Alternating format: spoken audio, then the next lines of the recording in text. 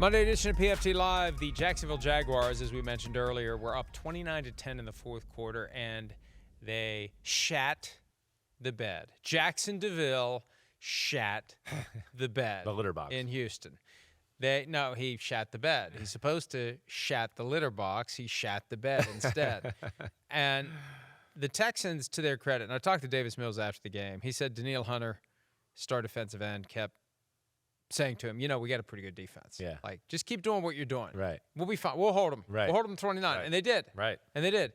And Davis Mills, it all clicked. And, it helped that he had the whole week to practice and prepare. And he talked about that. It helps to have Nico Collins healthy and available. And it was something. And that was just one of those where the Jaguars are kind of that team where they will do dumb shit. They will.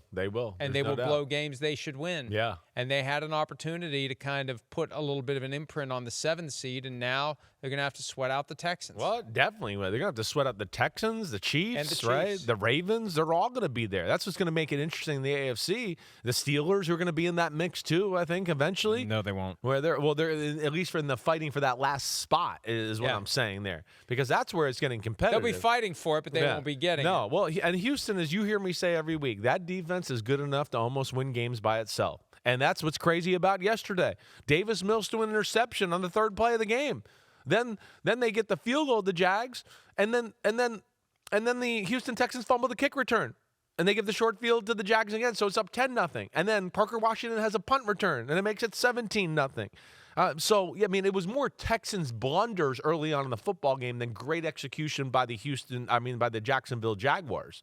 And then even then before the end of the half, it's 20-10. Jacksonville's got a chance to go down and get a field goal before the half. Trevor throws an interception to Derek Stingley, right?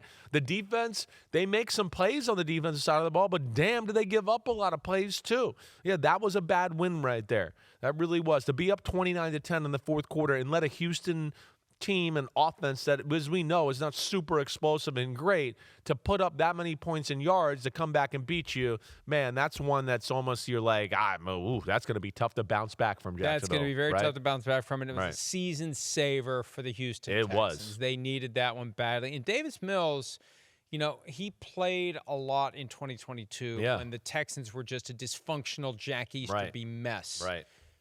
I think teams that are doing their long-term planning got to say, is this a guy that maybe could come in? Well, he could be that guy, or at least, hey, let's make him the bridge guy, and then let's see if he can be something, right? I mean, I don't think you're crazy with that. He's definitely one of the better backups in football. That's for sure. I mean, he really is. He's big. He's a better athlete than people realize. He doesn't have a rocket laser arm, but you could see yesterday, reads coverages and can put the ball where he needs to put it. Scored the touchdown on the ground, just like Caleb Williams. Same part of the field. Ran it in, got the win, and off they went. Hi, it's Mike Florio. Thanks for watching PFT on YouTube. Hit subscribe for the latest news and analysis from Pro Football Talk.